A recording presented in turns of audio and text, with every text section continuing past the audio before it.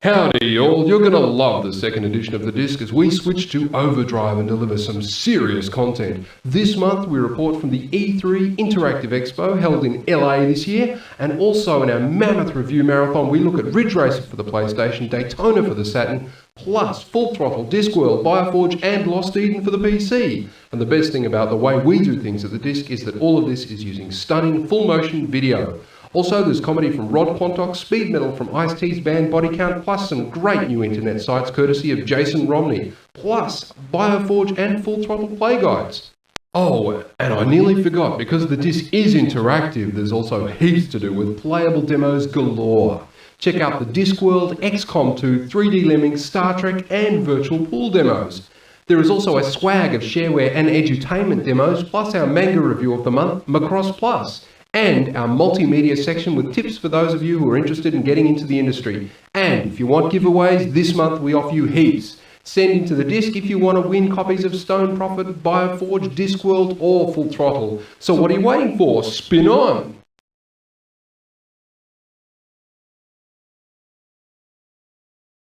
Connect.com, the Internet Engineering Company, and Netcom bring you Internet, all you need to access the Internet. CUI Internet software ensures that the Internet... I'm worried that people have access to too much information. A valid concern. But what can one do about it? Lead by example. I intend to impart absolutely no information about the new segment in this introduction. Fair enough. I will assist you.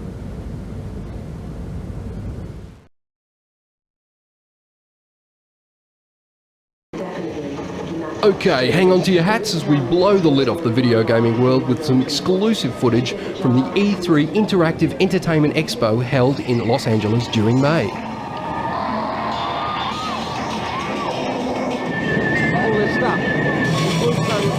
This event was probably the biggest industry show and tell session on the planet, and most of the big guns were there peddling their wondrous wares like there was no tomorrow.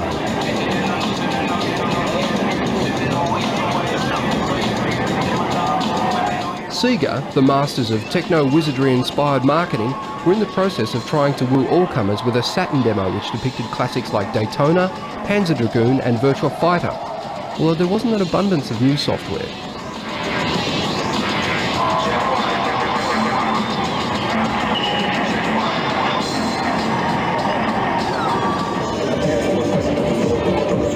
Acclaim also showed off their admittedly conventional platformers from the Batman Forever movie. Nintendo were also in the house, although their display was fairly devoid of Ultra 64 product. Instead, there was a rare demo of the new Donkey Kong game, which sees the gargantuan gorilla left out of the proceedings altogether. Instead, you get to play with Diddy Kong, plus a new character with a bizarre long yellow tail. The new Kong epic looks very similar to the original, which is not necessarily a bad thing, although it would be nice to see a little more innovation from Planet N. And where would a decent games expo be without Doom? And believe it or not, the 3D experience to end all 3D experiences is now headed for the arcades, as Williams attempt to get some multiplayer mayhem happening. Atari also showed off the promising Primal Rage conversion for the Jaguar, although there wasn't really a huge crowd swell around their stand. However, they also let people suss out the Jag virtual reality gear, which did have quite a few takers. Whether this move will finally see the Jag Raw is, however, somewhat debatable.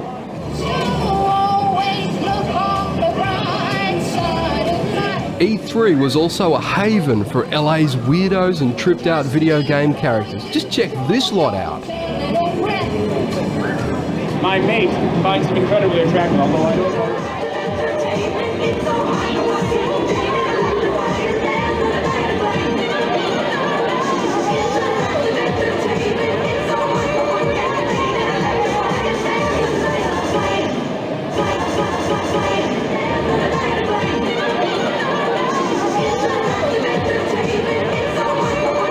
But the best display by far was the throbbing, pulsating, rhythmic show put on by Sony for the PlayStation.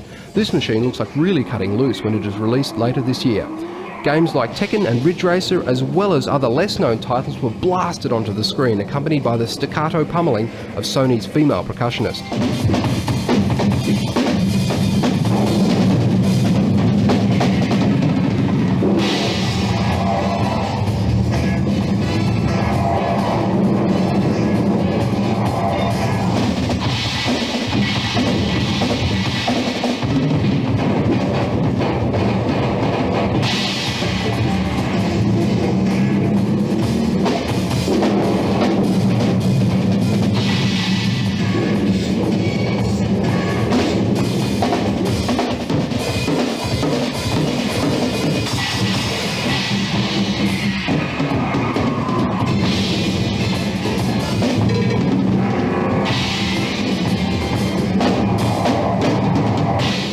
E3 was nothing less than a huge success, and based on the games we sussed out, it looks like there is going to be a sensational bone fight between all the games platforms for your dollar over the next year or so. Online, on TV, and TV.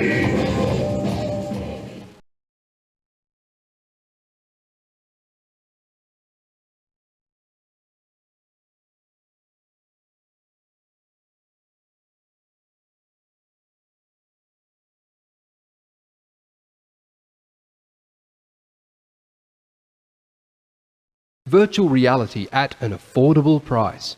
It seems the dreams of visionaries like Jan Lanier and William Gibson are becoming an affordable reality sooner than one might expect. Enter stage left, the VFX1 virtual reality headgear.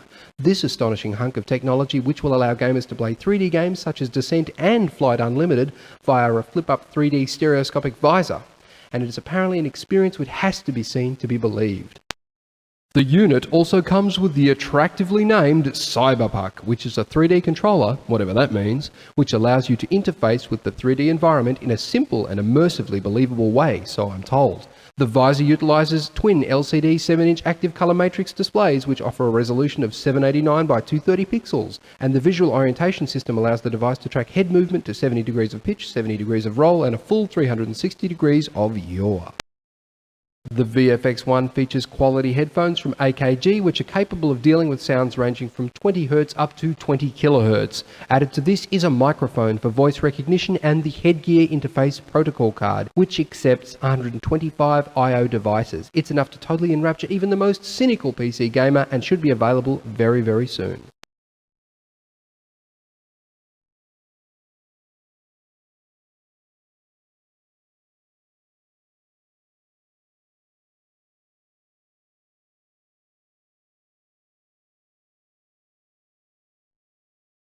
Sports Pack $49.95.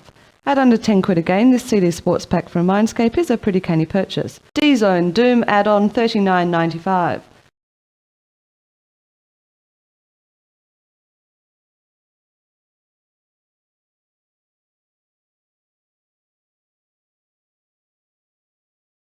Flight of the Amazon Queen, a graphic adventure for IBM CD-ROM.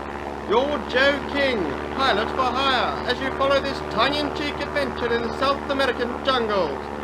Over 110... Just in case you have already torn through Full Throttle, which is highly unlikely, maybe it is time to think about one of the next LucasArts adventure epics, The Dig. Featuring a script penned by the illustrious Steven Spielberg, as well as some dialogue from Orson Scott Card, you are a part of a mercy mission sent.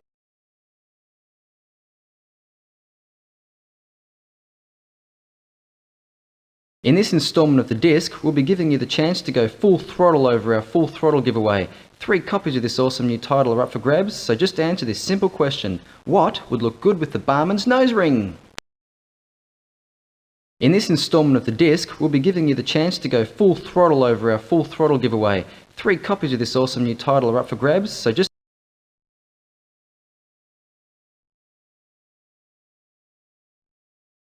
In the beginning, there were no video games, and people had to entertain themselves by beating on children with sticks. And then one day, an enterprising cave dweller type thought of Pong, and the children were spared. Pong was a huge success and paved the way for other games about geometry like Gyrus and Quicks. And so it goes on. One day, someone will make a game about beating on children with sticks. Human evolution will be complete, and the world will most likely end. But don't worry, because I think we've got to continue at that last bonus stage.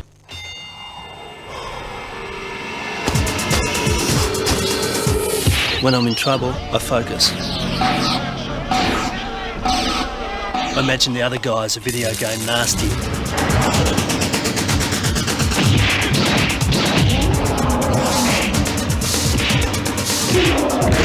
Because I never lose a battle.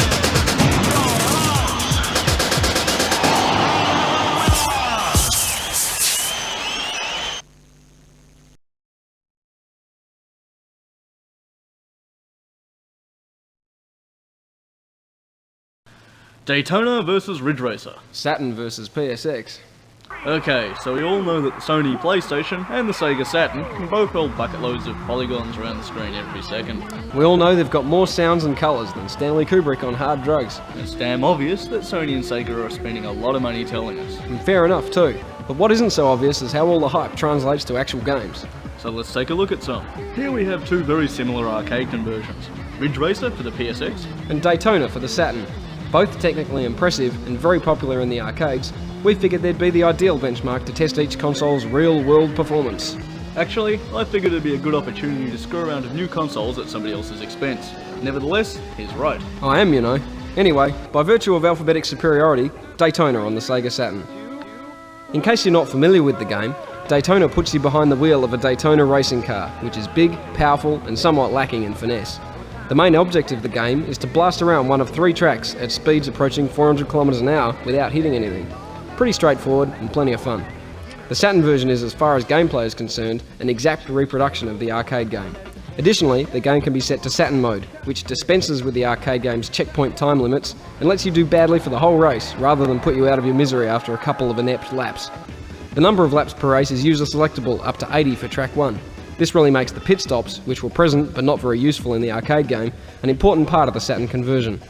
The opponent AI is every bit as good as the arcade game, with race leaders being most unwilling to give up their advantage. They'll swerve and sideswipe as vindictively as any human opponent, and you'll soon find yourself in need of one of those pit stops if you're not careful. So that's Daytona, but what about Ridge Racer? Egad, what a conversion, complete in every detail, even down to the full-size MX-5 convertible we sit in to play it. Oh, I'm sorry, that was all complete bollocks, intended to convey that the game is indeed a very close conversion. Perhaps too close a conversion, in fact. Apart from a select car option that gives the player a choice of cars with different handling to suit their driving style, and a nostalgic Galaxian's loading screen that encourages Xenocide through the promise of hidden, secret cars that cannot otherwise be accessed, any other differences were so minor as to be undetectable. Okay, but how do they stack up against each other? They're both great games, no question, and we found game players were hard-pressed to pick an overall winner. Everyone had a favourite, but was pretty keen on the other as well. Yeah, numbers were pretty evenly split when it came to personal preferences. About the only area where everybody agreed on a winner was the music. Daytona's music is dire. The almost mind-bending irritation caused by incessant choruses of "Daytona, let's go away" did very little for my precarious mental balance. The high-speed bleeps and stupid noises of Track 4 and Ridge Racer's soundtrack did a lot to unwind my cortex after this oral assault. No argument there. Sega Japan really need to redefine their idea of happening video game music because a named pop rock ain't it. Sega of Australia have assured us that the problem will be fixed for the PAL release, but we'll have to wait and see. On the other hand, Ridge Racer's ridiculous techno music really suits a racing game, keeps the heart rate up. Ridge Racer is also more impressive graphically. Its significantly higher frame rate lends it a smooth look that is much closer to its arcade counterpart than Daytona. Daytona does look good, but it's generally chunkier and less smooth. One problem I noticed with Daytona, that many people found disconcerting, is the way that large chunks of the countryside and track are drawn on screen. Ridge Racer does a much better job of this, with the only graphical screw-ups I saw being some very minor glitching on the surface of the track. In Daytona's defence, I like the way the front wheels turned in response to steering input. Ridge Racer's immobile front wheels look pretty strange in the behind car view. It also offers 4 viewpoints versus Ridge Racer's 2. And you can stack properly. Ridge Racer is sadly lacking in vehicular carnage. Gameplay-wise, the two games have a very different feel to them, which might explain why some people tended to favour one over the other. Daytona's style very much leans towards learning how to power slide a big square brick of a fan around the track, whereas Ridge Racer is all fast braking and swerving around the track like a maniac. Seeing as this is where my talents lie, my preference was for Ridge Racer. The games capture the feel of their respective cars very well. Ridge Racer features light, touchy Japanese road cars, while Daytona straps you into an overpowered American race car that goes like hell and turns only under extreme duress. Both are fun to play, with my preference leaning towards Daytona for sheer rude adrenaline thrills. We can't really come out and advise you to buy one over the other. Ridge Racer may have the edge in both graphics and sound, but Daytona is a much harder game to master and may win out in the long-term playability stakes. The purchaser of either of these two will be a happy games player indeed. Both offer high speed, high quality graphics and absorbing gameplay. Ridge Racer is pretty, but highly strung. Daytona is crass and hugely fun. Between them, Daytona and Ridge Racer take console racing games to new levels of excellence.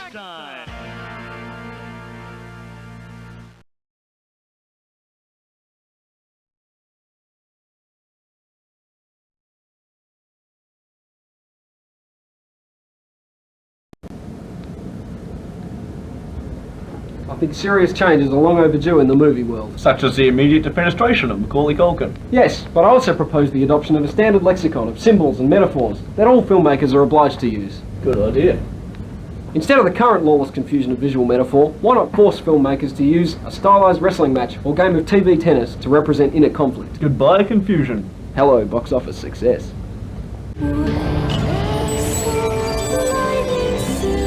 Macross Plus.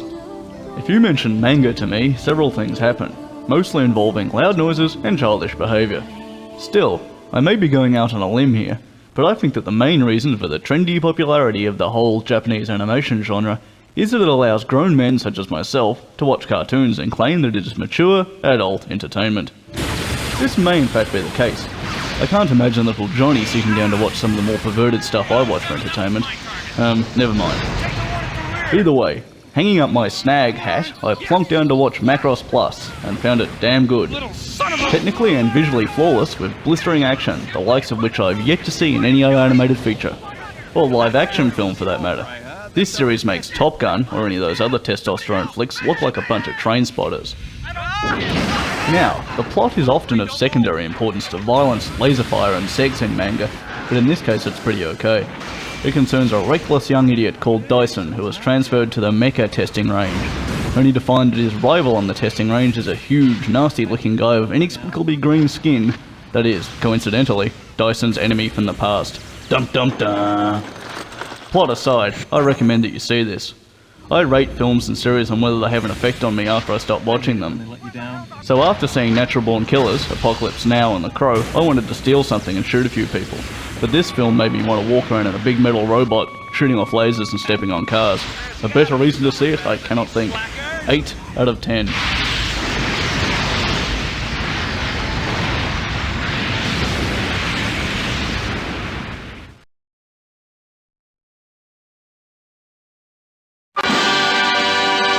This month's comedy feature is proudly brought to you by Oxford Agencies.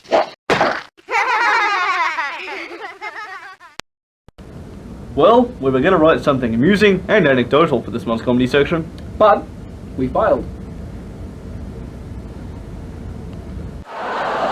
Ladies and gentlemen, gives me the opportunity to present for your edification and entertainment my bicentennial funded, bicentennial tribute to this great nation in our bicentennial year, a theatrical event with magnificent scope. I've called it The History of Australia. Don't worry, it's not a musical, but it does star, in order of appearance, my co-star, Mr. Jackie. There we go, Jackie. Ladies and gentlemen, Mr. Jackie. This is an Italian monumental stonemason's idea of what a native Australian Aboriginal looks like. And if you take him on face value, in particular lip value, you would begin to wonder who Mick Jagger's parents were. But there he is, the noble savage, it's the dream time. Alone in this vast land, 40,000 years, and never a telecom bill. And then, on the 26th of January 1788, he hears this sound. Farewell to Walls England forever. Farewell to the... Oh shit! Oh, get out of there, you rotten bastard! Get out of there! Get right over there, go on, right up the back. There, right, nobody wants that bit, you'll be happy there. 1813 rolls around. Blacksland, Wentworth and Lawson discover a path across the Blue Mountains to the rich sheep grazing land beyond. Get out of there, you black bugger, we want that bit now, go on, right out the way. Come on, over here you go, nobody wants this bit. There we are, you'll be happy there, nobody wants that bit. 1852. Gold! Get out of there, you black bugger. You've got to dig that bit up, right up the back there now. No, you'll be all right there, only wants the top bit, you'll be fine. 1901. Federation! Queensland, the Northern Territory, Western Australia, Tasmania. Where did they go? Where did they go? They were here a minute ago. Oh, well, we'll have to hit a conservationist instead. And then 1988 rolls around. Happy birthday to us. Happy birthday to us. Happy birthday, white Australia. Happy birthday to us. Celebration of the nation. Celebration of the nation.